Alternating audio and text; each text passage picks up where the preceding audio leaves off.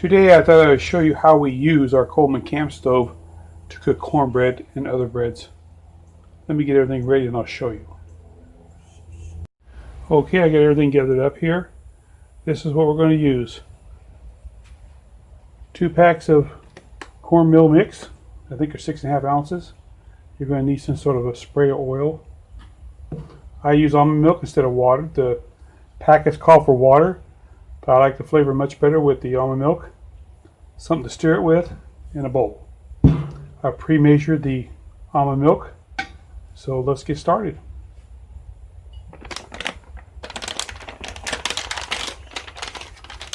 Dump this in here. It's really easy to do, a quick way of doing it, especially if you're out somewhere where you don't have a lot of stuff with you.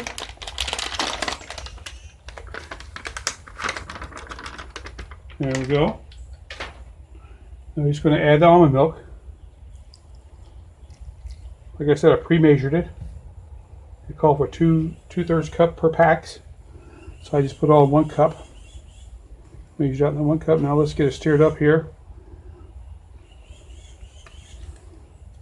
One thing about making cornbread is it's a very simple thing, and it's very hearty as far as eating it. Now I've used 2 packs, and I'm going to show you why I use 2 packs. Sometimes I just use 1 because it's just me and my wife. But I like 2 packs because it rises higher, and it gives you a little thicker bread. So we're getting this all mixed up here. Let's see if we can whip this up a little bit better. It doesn't have to be perfect. I've been doing this several times. There we go. We're ready. Now I'm going to show you what we're going to cook it in. I'll be right back. This is what's called a frittata pan. It's one of my favorite pans to have around, especially in our trailer. And the reason why is actually 2 pans that can be took apart. And one of my favorite things is you can use it as 2 different cooking utensils. And it also comes together and fastens like that. When they're both together, it kind of gives it an oven effect, and this is why cornbread and other breads cook so good inside of it. There's only one problem about it is, using these methods, a skillet on a stove like this, is it gets too hot and burns the bottom. So what I have done is I've come up with this idea. It's this little gadget right here that I just created. I set it on here. You can use just about anything, but I just use this because it's got a handle on it. I place it on the stove, put this on top of it. It raises it up, so when I turn this thing down as low as I can, all I'm getting is a nice oven effect from it instead of a hot burning effect on the bottom. Now let's get the bread going. Well, the first thing we should do is take and spray this pan because we don't want the cornbread to stick.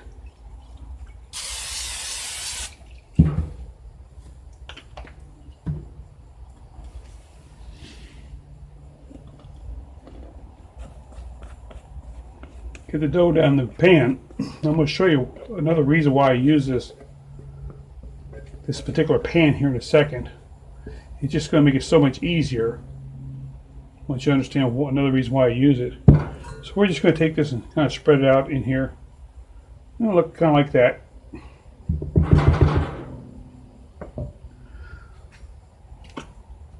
Then we're going to spray the top.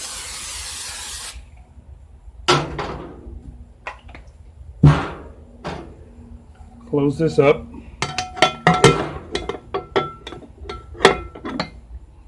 We'll place it right up here. We want to make sure when we light this, we turn it to the lowest level we can. This will help you save on gas too. And we're going to turn this down until we get to the smallest level we can.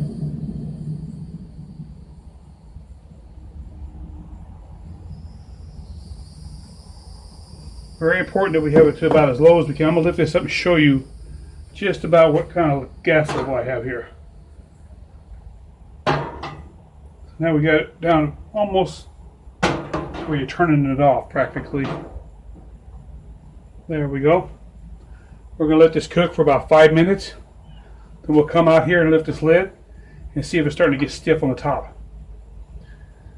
When we get to that point, what we're going to do is, once it gets stiff, is we're going to take this pan and we're just going to flip it over real quick.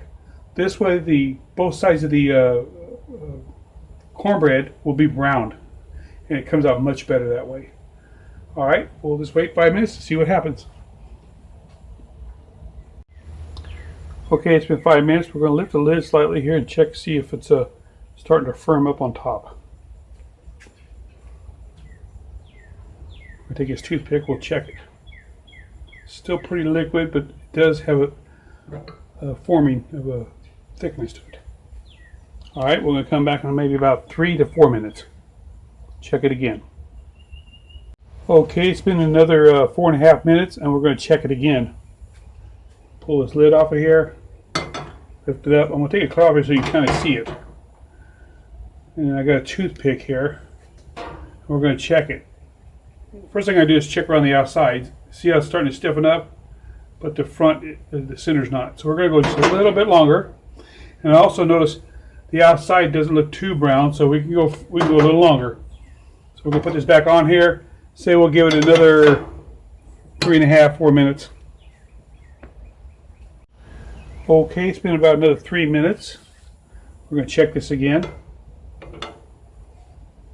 I don't normally take the lid clear off, but I want you guys to see it. We're going to tilt it. You can see how it's getting nice and firm. If I poke this in here, nothing's sticking out, so you know the outside edges are nice and firm. And that's the most important part. As you start going in, it gets a little looser. But we don't want to overcook the bottom, so we're going to use this pan for what it was made for. Remember, we coated this with some oil. So now we have it cooked to where it's firm enough for us to flip it over, and that's what we're going to do, is flip it. This way we can cook it from one side to the other side. So here we go. I want to do this quick. And you can hear it just fell down there. So now what we're going to do is we're going to open the lid up and take a look at how good it cooked on the bottom.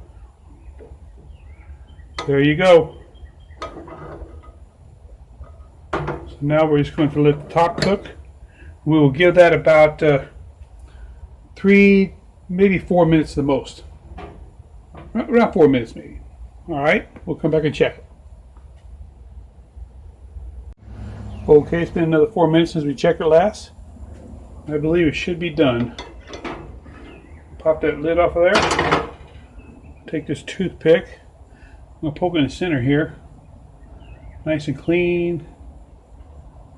I'm just going to do it several times to make sure that we're getting it all cooked. It's looking really good. So we're going to shut the fire off. And then we're going to put it up on this rack right here. And there we go. We're just going to let it cool off, and we'll cut it, see how it tastes.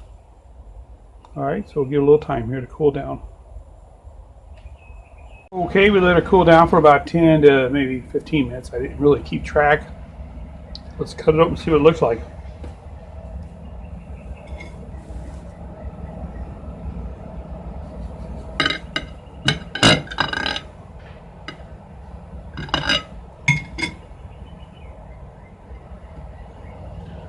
There you go. Nice and thick and fluffy. I kind of tore it there where I cut it, but no big deal. Let's just stick this over here. We'll cut it in half again. I can show it to you. This one here. So it took about 16 minutes to cook it. The package said at 425 from 17 to 21 minutes. And this is what we ended up with. Put a little butter on it here and give it a taste test. Of course, I like a little honey on mine. It's just the way I've always eaten it. Well, I like it with a lot of other things too. Chili, you name it. Cornbread's good with a lot of things. Let's give it a taste test.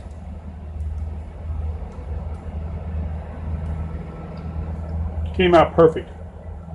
It's really good. Nice and moist.